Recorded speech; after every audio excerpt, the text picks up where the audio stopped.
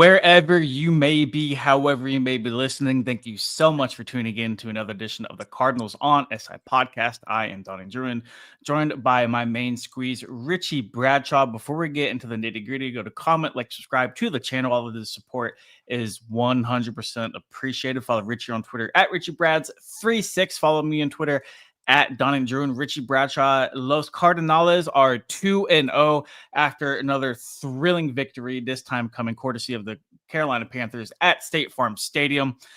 It was a win that will be heavily dissected for the following days to come. Figured that we would kind of just give an overall vibe check of the Cardinals, how we're feeling both after the week 2 win and just in general. And I do want to give a shout out to Minnie the Dinosaur Cardinals. Get them. Did you see the Cowboys game? I caught the tail end of the Cowboys game, to be honest. It looked really, really exciting. Glad they could pull out the W. And we'll talk about the Cowboys actually a little bit later because the Cardinals lost a key piece of their team that not a bunch of people to the Cowboys. And to the Cowboys. Nick L. already in the chat. Petzing has to upgrade his playbook or he can go. That kind of seems to be the consensus around Cardinals fans entering week 3. Richie Bradshaw. But before we talk, how are you, bro? I am good. I'm just enjoying my last 2 days off. It's been a crazy week, and football is my cure. ASU got to win. The Cardinals got to win. I kicked the piss out of Connor Drios in fantasy football. Life is good. Life is good indeed. Yeah, shout out to Connor. Still TBD on still looking my for that right matchup. shoe, man. Let me know if you find it. We'll see if I can pull out the fantasy win tonight. I just need Nico Collins not to do cardio. That's all I need. I need him all to be cardio, man. So we'll see, man. Brian says he cares more about the Ravens winning. Damn. Brian's a real one for that. Brian is a real one for that. Richie, the Cardinals did win 27-22 in week 2. It was a game where they were up 27-3 in the third quarter, and then as soon as it felt like you blinked, they disappeared, and the Bryce Young and the Carolina Panthers had an opportunity to win it at the end, but they did not. The Cardinals just dug deep, got the game-winning stop. Brian again giving me shit. He's just a hater today. He woke up on the right side of the bed, apparently. He's going to be so pissed when he finds out that I have the Marvin Harrison jersey because I ran out of shirts. Yes. Because he ran out of shirts. Richie, the Arizona Cardinals are 2-0. It doesn't feel like it. It does not feel like the Arizona Cardinals are 2-0. It feels like with how we're talking about them, how fans are talking about them, that they're 0-2. And I think that's a product for how the last 2 games have gone. And we'll dive deeper into this a little bit later in the episode after we talk about the general Panthers game overall. But when you collapse down the stretch of the season like you did last year, you almost collapse at the end of week 1. You almost collapse at the end of week 2. Like, can you blame people for being how they are? Well, no, of course not. And this is also a Cardinals fan base that is accustomed to being let down, right, wrong, or indifferent. They've gone through the ringer with a lot of, yes, Nick L. Shout out Calais Campbell, the biggest player in the NFL, sacking the smallest player in the NFL. And I loved it because everyone on social media was like, it happened! Everyone was freaking out. It was so funny. But I back to the point at hand, yeah, the Cardinals they've run into some very difficult times. So when you start the year off 2-0, you can't blame the fans for kind of sitting there like, okay, when's the other shoe going to drop? When dust settles, God throws a stone. And believe me, he's winding up, as a famous Ultron once said. So, yeah, I don't blame the Cardinals fans for kind of wondering what's going on. I also don't blame the Cardinals fans for wondering what's going on when they have beat what is considered 2 of the worst teams in football by a combined, 12 points. That's not great. These 2 teams both have a legitimate chance to have the number 1 overall pick in 2026, and the Cardinals have struggled. Now, I'm not of that opinion because good teams win, great teams win ugly. A win is a win. The Cardinals are 2-0. You have over a 60% chance to make the playoffs when you start the year 2-0. Just about 2 and 3 teams make the playoffs with a 2-0 start. History is favoring the Cardinals. You're winning games. That's all that mattered. You started the year off 1-3 a year ago. Mm-hmm. There's things to work on. There's a lot of things to work on. We're going to talk about that. But you're Yes, 2-0. Let's just stay there for right now and enjoy what we can. yeah, we'll dive deeper into that. The 2-0 start. Let's focus on Carolina really quick. I mean, the Cardinals offense, 27 points, which I had them winning 24-13. I did think they were going to take a step up from week 1 in New Orleans. It did look like that. It did look like they did take a step up. Shout Darth Vader. I Darth thought Vader. you're doing great. I love. Hold Shout, on. I go back to that. I got to look at that picture. That is fantastic. I love it. Darth Vader. yeah, that was pretty cool. Shout out. I do think the Cardinals took a step up offensively in week 2. It didn't feel like it though, because they got that defensive touchdown to start off the game. It seems like they settled for a couple field goals in the red zone when you really would have liked them to punch it in. There's been a lot of discourse about the Cardinals running attack, a lot of discourse about Marvin Harrison Jr. and his overall lack of involvement. Real quick, I will say when Trey Benson has more targets than Marvin Harrison Jr., that's a problem. And like I Right. know like JC Horn is a very talented cornerback, but the Cardinals, if they're going to make the postseason, they're going to have to figure that out. Because last week we talked to Marvin Harrison Jr. and he said, I really liked it whenever I was involved early. I'm getting the ball to touch my hands. I'm getting involved. It gets me in a rhythm. Well, when the number 4 overall pick doesn't get in the rhythm and you can't run the ball like You're you going to think you struggle. do Richie Bradshaw, that Drew Petzing offense has really fallen flat. And we saw that in week 1. And then we again saw that in week 2, mostly in the second half, whenever the Panthers made adjustments and the Cardinals just really couldn't get anything going. I mean, you're looking at 82 rushing yards on 22 attempts. That's under 4 yards per carry. James Conner, 3.1 yards per carry on 11 attempts. For a team that had a 27-3 lead, Richie, they really should have that's prime Drew Petzing territory right there. That's Right. hey, like I know Tip Ryman was out, but Travis Vokalek is a very capable blocker. And if a backup tight end, even though he's a big part of the rushing attack, if a backup tight end's absence is really throwing this whole thing off, we have much deeper issues. Yep. No, you definitely do. And the run game is a major concern. You couldn't run it against the Panthers, who are going through a rebuild on the defensive side of the football. Do not let the box score fool you against the Saints. You did not run the football They did against not. the Saints. No. No. 27 carries for 146 yards. That's right around 5 yards per carry until you take away a 52-yard run from Trey Benson, in which case your 146 yards drops down to 94 yards on 26 carries. Now, Donnie, I'm not a mathematician, but I do have a calculator that tells me that is 3.6 yards per carry. That is miserable.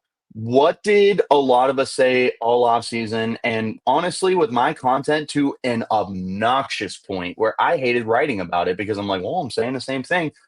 We needed this Cardinals team to run the you know what out of the football this year. And Drew Petzing and Kyler Murray promised that was going to be the chance. They yielded a great rushing attack last year. This has been a miserable collection of rushing games so far for the team because you had James Conner, 11 carries, 34 yards against the Panthers, 12 carries for 39 yards against the Saints. That is 3.2 yards per carry. Now, he does have 2 touchdowns on the year. He does. And at the end of the day, touchdowns kind of speak louder than yards per carry, but efficiency is important. And this ground game is not efficient right now. I am going to do some quick math here as well. The Cardinals had 228 rushing yards on the year as a team. I am going to take away that 52-yard run again. That drops it to 176 yards, Donnie, on 48 carries, 3.7 yards per carry. It is 4.7 right now. You take away that 52-yard run, that is an entire yards difference. I know it's a lot of numbers and that's boring right now, but yeah, get that comment off my screen right now. Get it off. Donnie, that's bad. I know I'm throwing a lot of It's numbers very out bad. there, and numbers are boring, but this is a problem. This is a problem. Yeah, it's certainly a problem too. And like you said, the box score doesn't necessarily tell the entire story. I do want to get to a couple comments in the chat. Nick L says, usually we start the season strong, but finish slow. Maybe we're doing the opposite this year. Start slow, finish strong. If we're gonna take the We're good with positive that. lens, Nick, if we're gonna take the positive lens, you're starting slow while being 2-0. And I think that speaks to the overall sentiment of the NFL is a very black and white business. Either you win or you don't. That's how the National Football League is. Yeah, The Cardinals are 2 for 2 so far. And it's much better to learn from wins than to learn from losses. So, they're on pace to go Darth 17 and Vader. 0. I'm glad somebody brought this up. Darth Vader asked, "What happens if all three corners that got injured can't go this week?" So we have I'm yet going to to be get talking injury about that. updates So on Max Melton, Will Johnson, or Garrett Williams. All three exited the Week 2 win against Carolina. We didn't have any updates after the game. Whenever we talked to Jonathan Gannon, again spoke today at his typical Monday press conference. Still no updates on that. If you want me to be honest, like they have to know.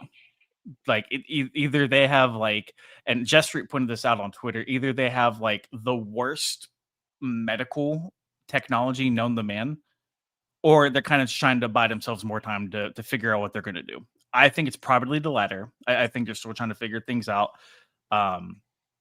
Yeah, that's tough. Are you going to rely on Keitrell Clark and Denzel Burke and maybe call up Darren Hall from the practice squad? On that's a good paper, call. that For what it's worth, I like that. That would be good. I like Darren Hall. I'm a big Darren Hall guy. I do think he deserves a shot, but like it just There's a few really free feels like agents. outside help is coming.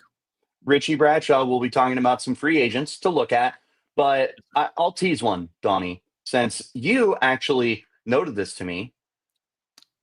James Bradbury, he's really familiar with Jonathan Easy. Gannon. I know he's longer in the tooth. I know the last time we saw him, he wasn't great, but there is intrinsic value in having guys who know the scheme, who can come in and immediately start. That's the case you're looking at. If we're going to play worst case scenario, let's try again. If we're going to play worst case scenario, Donnie, you have already lost Sean Murphy Bunting and Starling Thomas V for the entire year. I don't like to assume injuries, but again, let's play worst case scenario and say Will Johnson, Max Melton, Garrett Williams are out for an extended period of time. You have Elijah Jones, Denzel Burke, Keitrell Clark are the only guys on the active roster. I would not be surprised to see Katan Crawford get moved. I would not be surprised to see Rabbit Really? inherit the role as a nickel defender. But the Cardinals are going to have to get creative I very, think very, very quickly. I do agree. I do think they bring in some outside help, and I also think they do get creative on the other side of the coin. And this is assuming worst comes to worst, but Especially it starting year 2 and does 0. feel like they're all three going to miss some time. The lengths of time probably vary. We have no idea. We have no idea what's happening with any of them to this point. Whenever this podcast is going on, I mean, unless I missed something on Twitter, which I'm checking right now, it doesn't look like anything though. To Darth Vader's point, maybe Jalen Thompson goes into the slot and they have Adrian Taylor Demerson play safety. I think that's a potential option because Jalen Thompson does have slot experience before. Rabbit has more than proved himself capable of earning starting reps at safety. We'll see. We'll see. Like Keitrell Clark has slot corner experience too. Buddha started his career playing nickel. So the good news is your safeties have experience playing near the line of scrimmage. I'm not saying that's the move, but you're going to be forced to make some very difficult decisions depending on how long these guys are out. And at least you know that your two starting safeties have experience, extensive experience. That was Buddha's starting role for a handful of years before he got to be the full-time safety that he is now. And he plays near the line of scrimmage a lot. So at least you know you have it. Yeah. But they And still got to make moves. If there's anybody who can get nifty and creative, it's Nick Rallis. You know, I think he's very, very good about hiding some deficiencies sometimes and really scheming things up. But again, I actually worry more about the offense than to do the defense, and then kind of steering us back to The running the ball aspect. Richie Brian says, I think the run game needs more Trey Benson. Even Trey hasn't. Trey busted off that run, and he made some Panthers defender miss in week 2. Trey, for my money, still needs to learn how to get north and south. I think he still dances a little bit too much. He still has that like happy feet feel to him. Whenever Very he much was so. running, whenever he was a home run hitter at Florida State, the best thing he did was be a one cut guy, stick your foot in the ground, plant, and move. Because whenever he's done that in the NFL, we've seen him have a lot of success. Big Bird says Petzing's only calling card was his run game. What the F do we do? What the F do we even have him around for anymore if we can't run the football?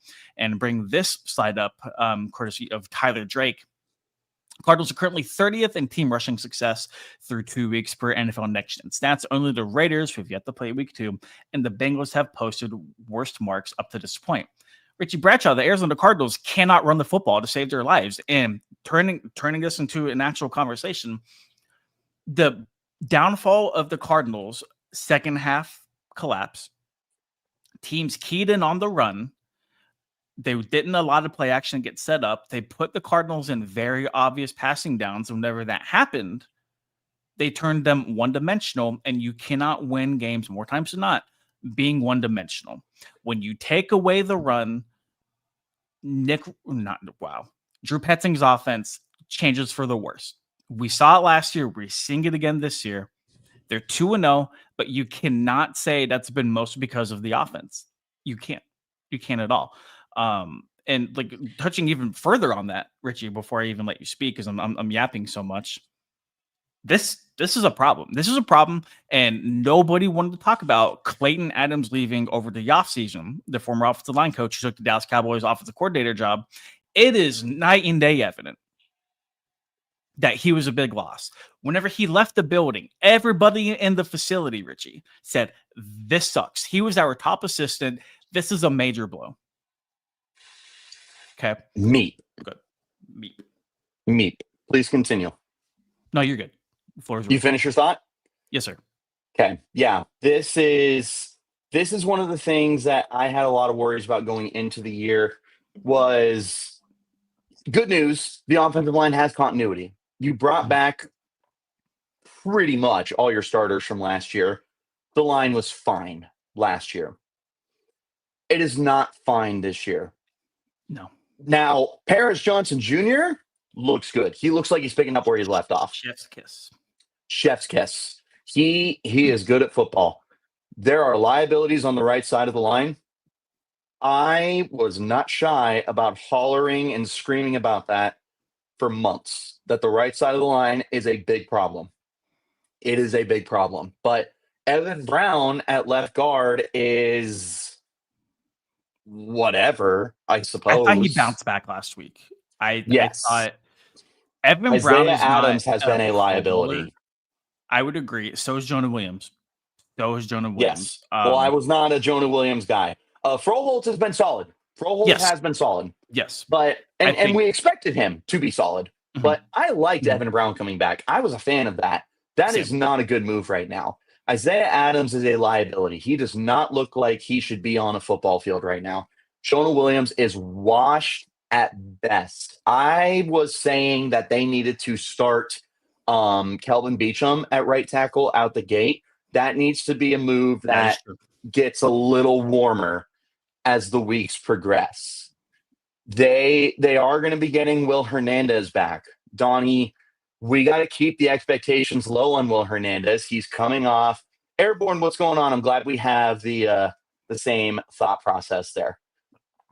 It is important we manage those expectations. He's in his 30s. He's had 2 season-ending injuries in the last 3 years. He's coming off an ACL tear. Yep. I think he is going to be a difference maker, if for no other reason than out the gate, he is better than what they have right now. But if he struggles, we need to understand he's probably not 100%. So I guess the issue with that, Richie, the issue with that is if you replace Isaiah Adams at right guard, Will Hernandez comes in, struggles. Are you going to go back to Isaiah Adams? You can't. That's the problem. Even if Hernandez just destroyed his confidence. That's another thing that needs to be really important. And that's one of the reasons why I'm saying you have to manage the expectations of Will Hernandez. Maybe he doesn't get on the field until halfway through the year, if for no other reason than to make sure that you give the young dude an opportunity to turn it around, because Hernandez is probably a short term option and Hernandez is probably not 100% yet. ACL surgeries are very different for everyone. There's some people that are back in 6 months, there's some people out for 2 years. You can't measure this right now. I mean, So it Brian is with a going to good be comment here. Keep expectations on Will, but Jonah isn't coming off injuries. Also, he is. no, He placed on injury reserve twice. I right. think But Jonah is just the bad. difference the difference is that a very shaky Bengals offensive line was more than comfortable with letting him walk in free agency. Jonah Williams was paid on a 2-year, $30 million contract to Which looks play at right horrible. tackle. To play at right tackle. He looked okay for the quarter he played against Buffalo to start last year. Gets hurt, comes back. I don't know if it was injury. I don't know what it was. Didn't look crazy impressive. I don't think it looked awful, but didn't look crazy impressive. Gets hurt again, and then it comes back. And even in training camp, man, training camp, people were like, I don't know. It's like the Jonah does not look solid. I don't know. And like people like you, and like to give you credit, which like I hate doing, by the way, to give you credit, you were pounding the table for Kelvin Me? Beachum to start at right tackle. And you were also, both of us were pounding the table for Will Hernandez to be re-signed by the Cardinals. So granted, that did happen. That did come to fruition a little bit later than we thought it would. But I was always under the impression that Isaiah Adams would undoubtedly have the starting job, and Will Hernandez was signed for depth. As each week progresses, and it's only been 2 weeks. It's only been 2 weeks, and we need to remember the New Orleans Saints looked like Super Bowl contenders last year in the first 2 weeks of the season. So maybe this is all for nothing. Who knows? I hate it here. As each week goes through, Richie, I'm I not am letting go becoming of you not less. giving me credit. You have thrown way worse at me, brother. Come on. Listen here, Yeah, exactly. Donathan, Donnie with a Y. All right, man. All right, buddy. Now we're getting personal. Case in point, man. It does feel like Will Hernandez is on the verge of becoming a starter. Will Jonah Williams? I'm not sure. I think money plays a very, very big factor. But if Jonah is consistently just getting pushed back like a shopping cart over and over and over again, I do think Jonathan Gannon is a smart enough guy to look at it and say, you know what? We need to put out the best starting five possible that gives us a chance to win. At what point does Kelvin Beachum enter that equation? I'm not sure. It's early in the year. You got to give these guys a little bit of time. And that's the thing. Are we overreacting? Yes, probably, maybe. Just depends. There's a chance you are. There's a chance you're spot on. I'll take that chance. Big Bird 92 says Clayton Adams did to our line what Rouse Yeah. did to the defense last year, made it perform above what the actual talent level is. And that's the hope with coaching. Like that really, really is the hope with giving the coaching staff an opportunity under Gannon. I hate giving Richie credit, and others do too. Also, I get it. Darth Vader asks, can you move Brown over the right tackle and put Will Hernandez at left tackle and pair him up again with Paris Johnson Jr.? Moving Evan Brown the right tackle. That's a lot of movement. Dana, thank you so much. Really appreciate that. I think Darth Vader means guard. You're not going to jumble that up this far into the process. So I don't think that's going to happen. Brian says, can we also say Adams is causing Williams to play worse? Also, more than any spot, and Dan, we will get to your comment here in a section. Thank you so much. More than anywhere, any position group, cohesiveness is very, very important. Extremely important. I don't want to say Isaiah Adams is playing bad because of Jonah Williams. I don't want to say Jonah Williams is playing bad because of Isaiah Adams. But those two do work in tandem.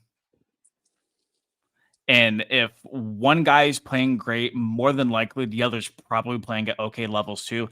Case in point, opposite side of the offensive line, Paris Johnson looks phenomenal. Evan Brown looks not bad, not great, but also not bad at the same time. Dana with the super chat, thank you so much. I thought they stopped using pin and Yes. pull. All 22 says I was wrong. They just bad pulling guards and place at tackles, not getting the blocks in the place at guard, not getting downfield to lead block. And the thing with this, I love talking ball. The thing with this is that Drew Petzing comes from the Kevin Stefanski coaching tree, where they run the football whether you like it or not. Rain, sleet, shine, whatever stadium they're playing in, they're going to run the football. Yeah. Drew Petzing, Richie, got a head coaching interview this past offseason. Granted, was it for laughs and giggles? Probably. But he is regarded around the National Football League as somebody who can scheme the run among the best. So is it the chef in the kitchen without the necessary ingredients to cook? Or is it the ingredients? Who knows? Who knows? Not me. Dana, we need to get Dana on the podcast, apparently. Superstar. Really, really great question. Really good analysis too. I haven't been able to look at the all 22 yet from the Carolina game. I am excited to dive into it, but it just feels like something there is missing. And like you look at, this is apples to oranges, but you look at what Clayton Adams is doing in Dallas. That Cowboys offense is humming, man. Yeah. It looks really, really good. They've had a couple injuries along the offensive line that they've had to solve in the offseason as well. So like I don't want to use injuries as an excuse. Who knows, man? Who knows? And like we said, we could just be overreacting. It's week 2, and like I highlighted earlier, the Saints put up 91 points in the first 2 weeks combined last year, and look what happened to them. This could all be for nothing. Truly.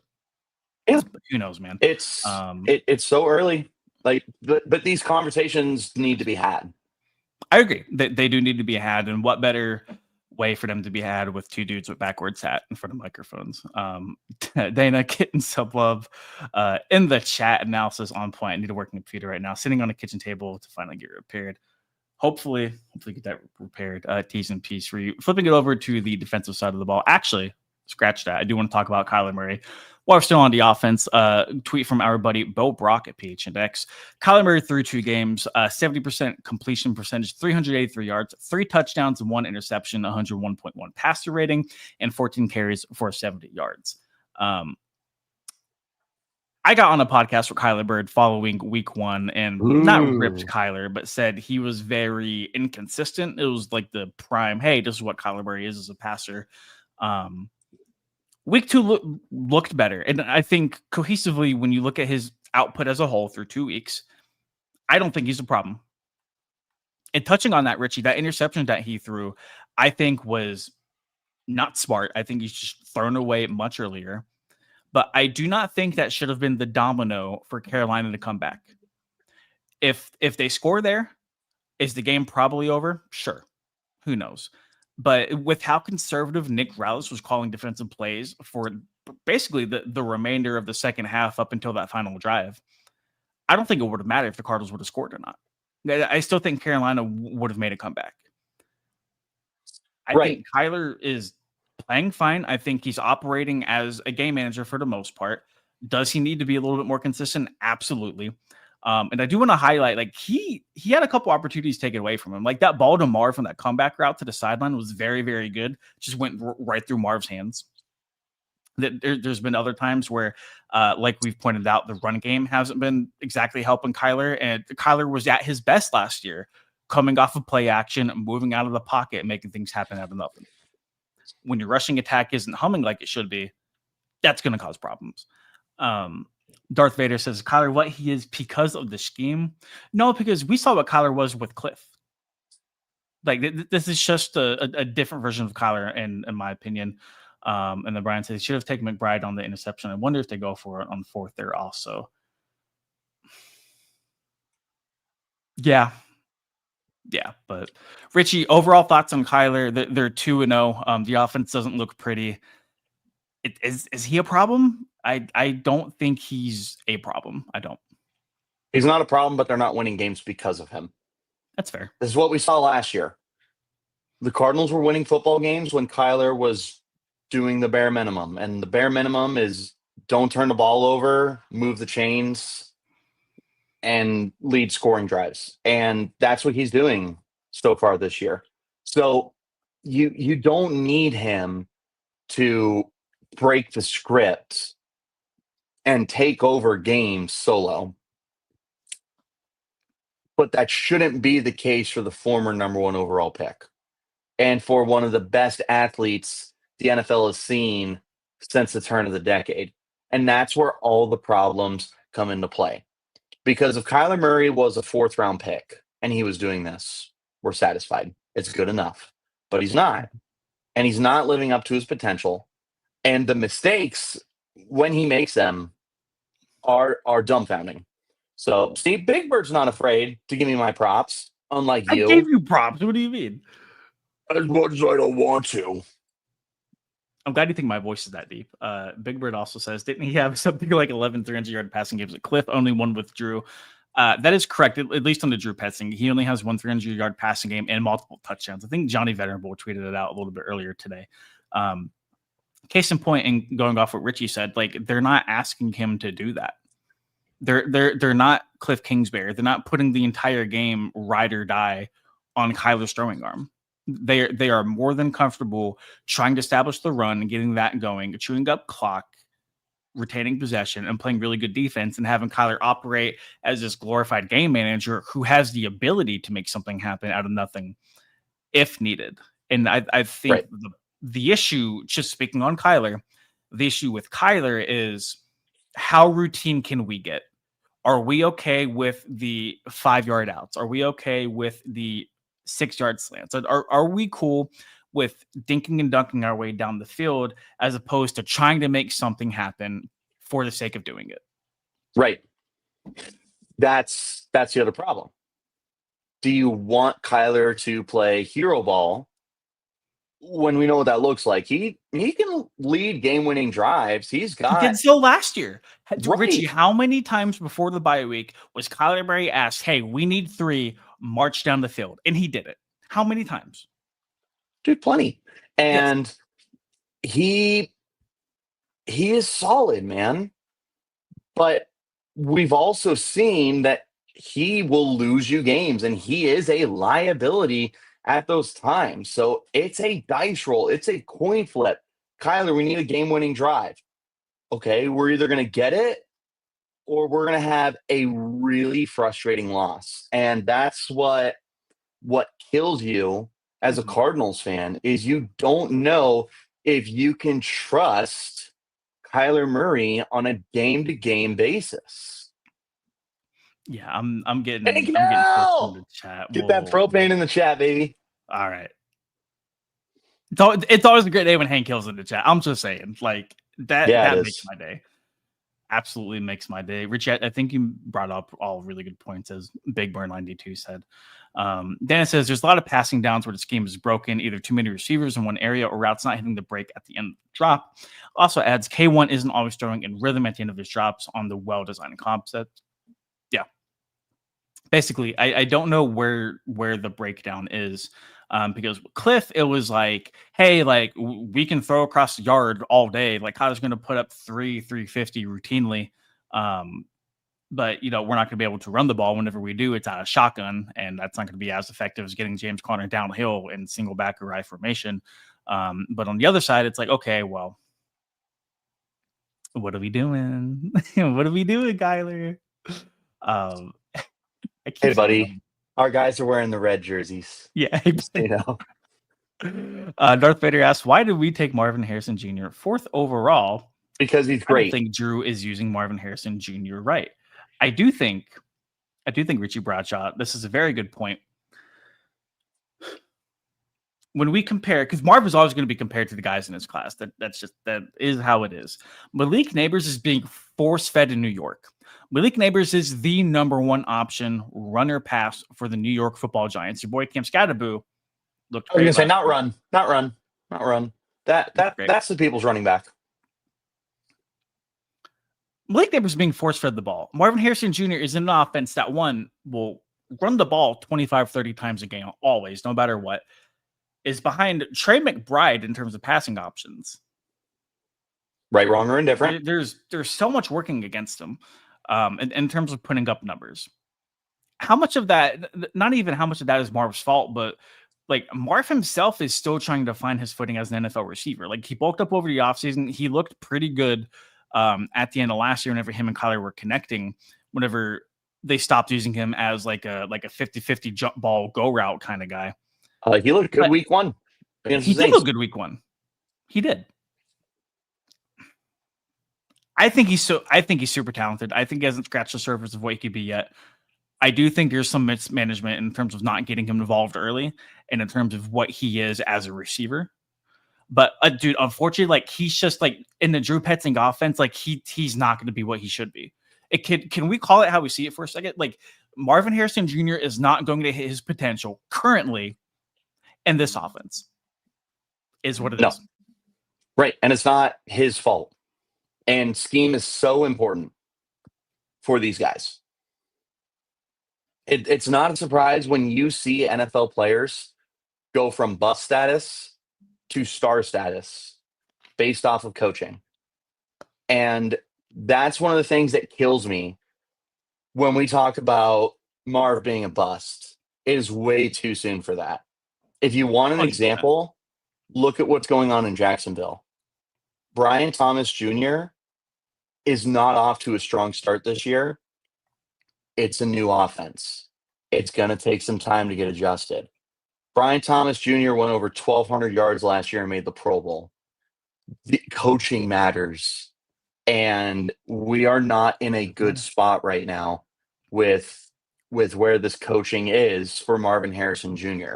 Because if Cliff Kingsbury was still here and they gave him Marvin Harrison Jr., I promise you he's looking a lot closer to DeAndre Hopkins numbers-wise than he is what he put up last year. It's about coaching. There's no denying Marv's talent, and we see it on the field. It's not like Trent Richardson where he just forgot how to play football.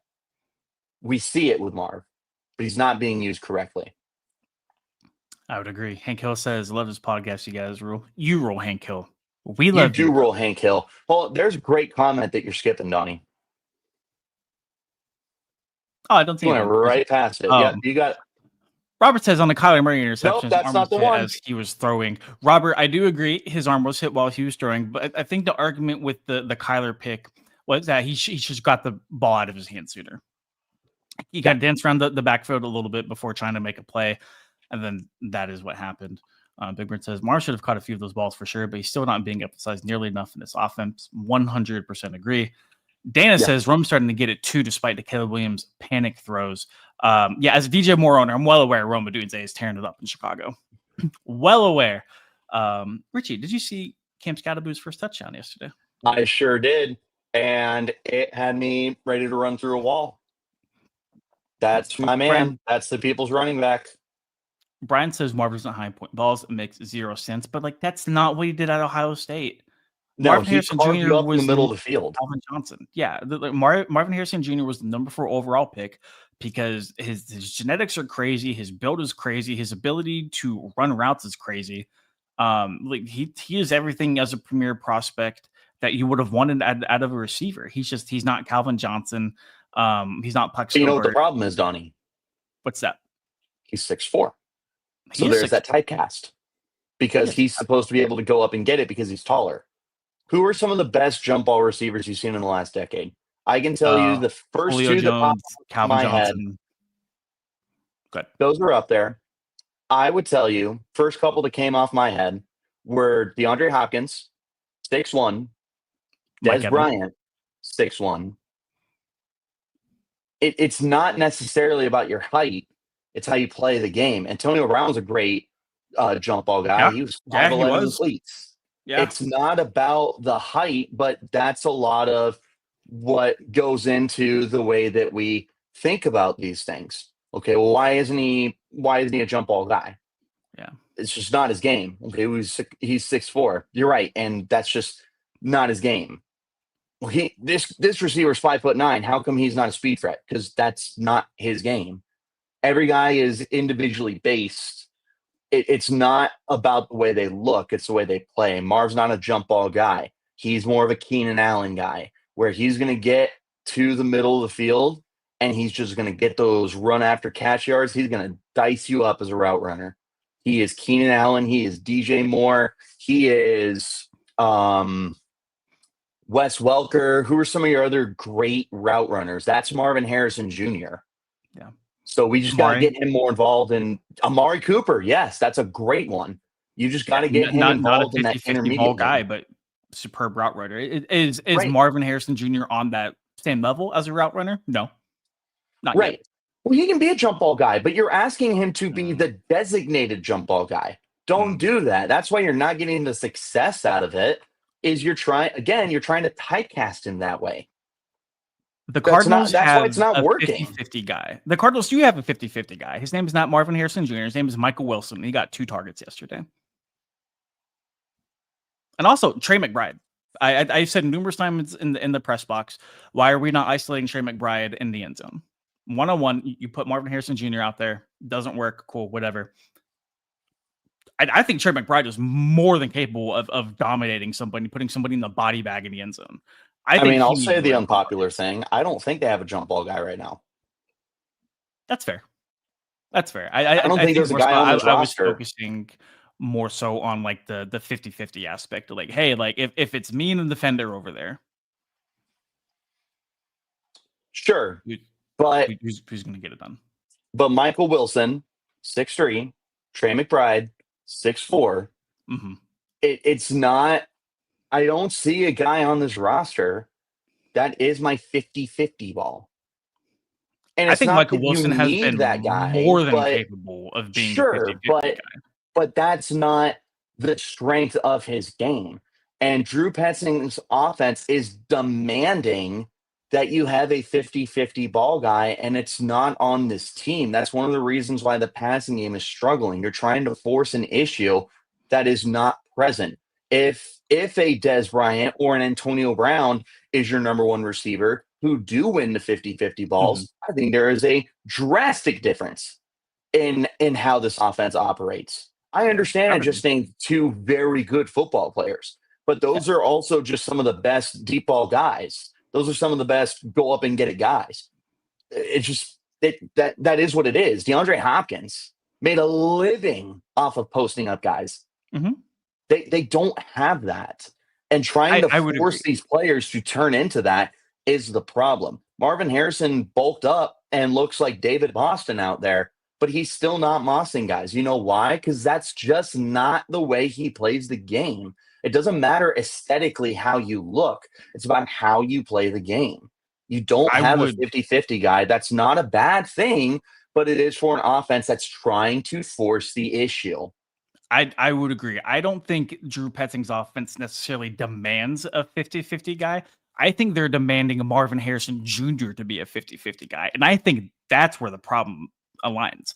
I don't think we're on different level. I think we're on the same page in terms of like trying to make this offense something that it isn't. And like it's just not working. It's not working. We have plenty of sample size now with both Drew Petzing as a play caller and Marvin Harrison Jr. on an NFL football field to know that Marvin Harrison Jr. should not be the guy you are going to when you need a 3rd and 20 and you just chuck it up there. Like he's not jumping over people. And we both agree that's not his game. That's not how he wins. Right. Right. I do think in the red zone, they need to do a better job of trying to isolate some guys. A Michael Wilson, who's proven he can come down with tough catches, a Trey McBride, who can also prove that he can come down with tough catches. I think maybe that should be more so the focus as opposed to Marvin Harrison Jr. because they've tried to fit a square peg in a round hole for over a season now, and it's just not working. Right. But to the comments, Brian, I don't disagree with you. He can be that guy, but you're forcing him to entirely inherit that as his personality as a football player. Yeah. That's the problem. That's the problem. The Cowboys didn't ask Des Bryant to be a speed receiver. They didn't ask him to be a quick pass underneath guy. They looked at him, they said, "Hey, you've got a good skill set all around, but we see the biggest strength to your game is 50-50 balls. We're going to do that." And Des becomes one of the best receivers for a half decade. The Cardinals should be able to do that with Marvin Harrison Jr. Yeah, he can do it. He can take underneath stuff. But here's where he dices you up with defenses. And they're not doing that. They're forcing him to do something that he just isn't. Oh, Darth Vader speaking right to my heart. You need a burner. Donnie, if there was one thing I was I don't. more obnoxious about this offseason Sam. than fixing the right side of the offensive line, it was getting a speed threat. I It don't was even think getting a it's speed just to threat. help Marv. I think it's just to help move the ball downfield in general, man. Well, Like I there's think no threat. There's no threat of the deep ball. I would agree. I don't I have to I drop think my this training camp babies. we saw Marv make plays downfield. We saw Trey McBride make plays downfield, but there's no when defensive coordinators scheme the Arizona Cardinals on a week-to-week basis, Richie, I agree. There is no guy where it's like, hey, like we need to play cover two this entire time. Like we cannot let the deep ball get to us. Who do we go get? There's not a lot of guys. I would have said Gabe Davis before he resigned in Buffalo. First of all, I didn't see that move. I wanted De'Ami Brown. Okay. I thought De'Ami Brown was going to be a cheap option. Go to Brian's comment for Hollywood. There's another issue. Hollywood Brown's 5'9". He's super fast. Why isn't he a deep threat? Because it's just not what he's good at. His yards per reception in his career, probably under 13. That's just not who he is. But it's typecast, just like what we're trying to do with Marvin Harrison Jr. So, yeah, they had a speedster. That has never at any point in his game, not with Patrick Mahomes, not with Lamar Jackson, not with Kyler Murray, guys who can push the ball down the field. I think people forget that Kyler can sling it because he he can. doesn't have that His arm guy. dude, that throw to Michael Wilson in the end zone was crazy. Yes, but we don't get to see it. I would agree. So it's not. There's more to it. There's more to it than having guys that are big and tall and guys that are small and fast. Corey, everybody go check out Corey's channel. Does really, really great stuff. Corey's a dog. I really dog. like it. Dana just chopping up in the comments here today. That's why I think he had a muscle to get more on top of the breaks. I agree. If they let that happen. I think that is exactly what Drew Terrell talked about last year. Whenever we talked to assistant coaches every Friday, one Friday we talked to Drew Terrell, and he said he wants to see Marv get more aggressive at the point of attack when breaking off of routes. That's exactly what he said. And that was kind of the hope with Marv adding an extra 15, 20 pounds of muscle is that he's going to bully guys. He's going to get physical with them, not to jump over them, but to create more separation legally. Breaking in and out of routes. So yep. And I didn't like it. I did not like that decision that he bulked up. I didn't like it.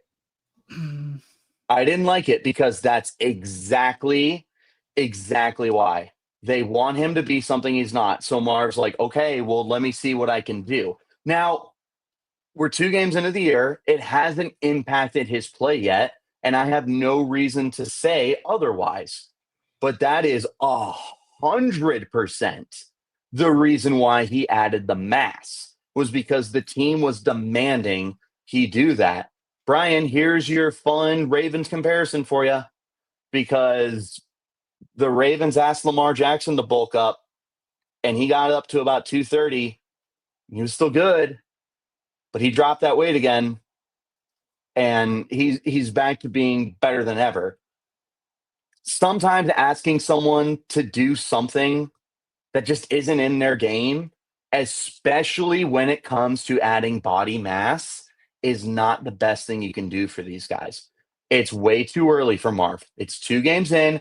I have no reason to say whatsoever that it is impacting his game.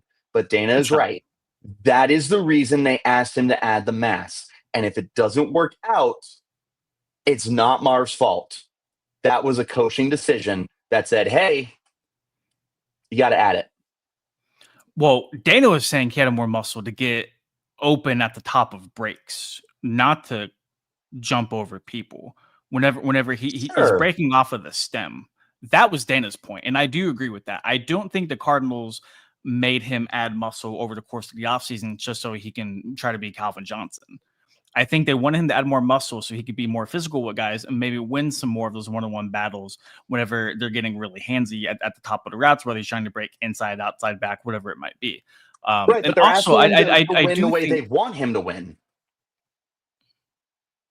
not the way he's it's capable of it's winning. it's only it's only going to help him win better.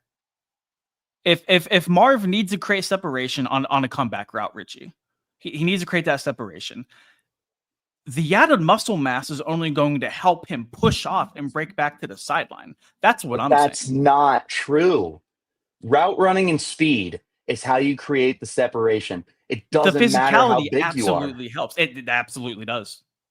It On doesn't. 50-50 balls, sure, but that's not But we're his not talking about game. 50-50 balls right now. We are not Right. talking about 50-50 balls. So We're what's the talking about problem how with the him having muscle Cardinals mass? want him to win, to separate, not the way that he does win by separating, which is the route running. They said, hey, you're not getting off press. Let's get you bigger. That's not the way some guys beat press. Keenan Allen was never this massive receiver, but you Yeah, couldn't press him. What was the big thing with Devontae Smith?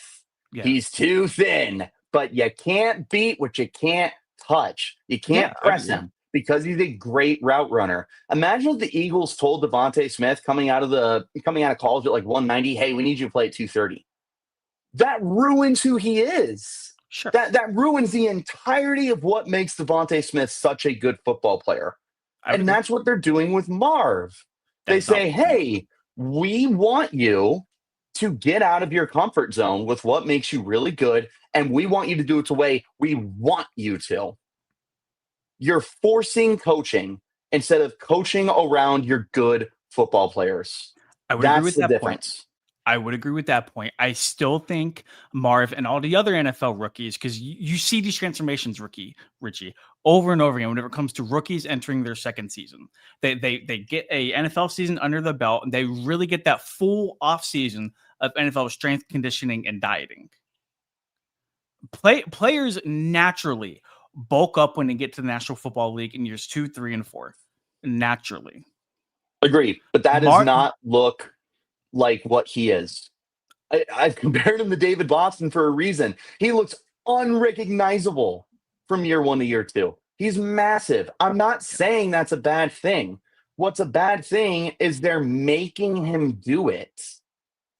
So, yeah, if you want to get to the next level and do your conditioning and everything like that to adapt, that's fine. And I would love if Marvin added that weight for that reason, but he added the weight because the coaching staff is demanding he do something their way instead of something that he should be doing that works for him. We have seen years of how Marvin Harrison Jr. beats defenses, and at no Mhm. point in time has it been because he's bigger and stronger than everyone else. I would But they're agree, but forcing him to. also, I will say Marv in all those years didn't play in the National Football League with grown ass men.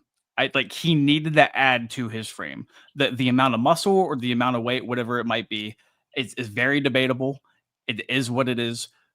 He needed to add to his frame. Not for contested catches only, not for breaking in and out of routes only, but to last as an NFL receiver who's going to take hits week after week after week. Perfect.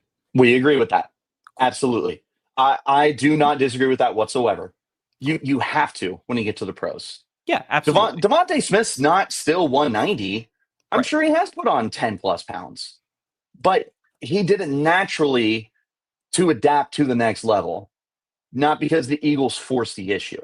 That's my thing. But no, I do think me and you are on the same case there. It sounds like we are. Okay. I I do. love you.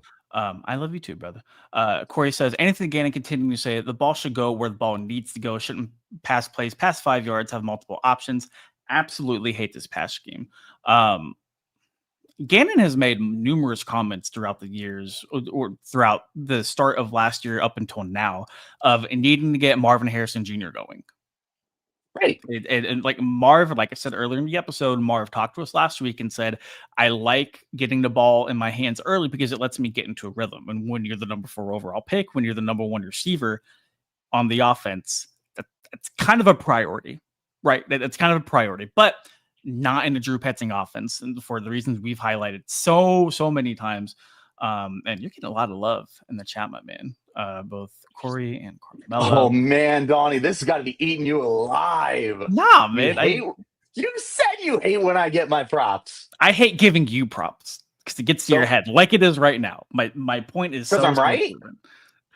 Dana says I need to go I'm in and hanging watch a more banner. pass play. All 22 Hanging a CBS camera angles are always terrible.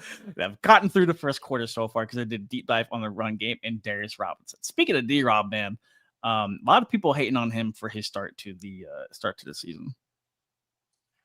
I mean, I couldn't even tell you how much he's done because I feel like I'm not hearing his name. PFF It's hard to graded him as evaluate a guy. PFF graded him as one of the worst players at his position through the first 2 weeks of football, I believe. Really? Yeah.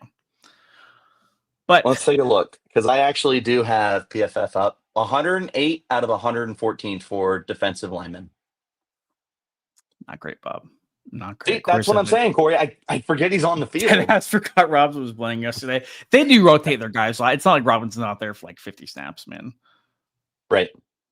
So, Robert on the Fire Drew Petting train a lot in the chat, my man. It's not going to happen. I don't think it's going to happen mid-season. Even though we want it to. You're not alone, Robert.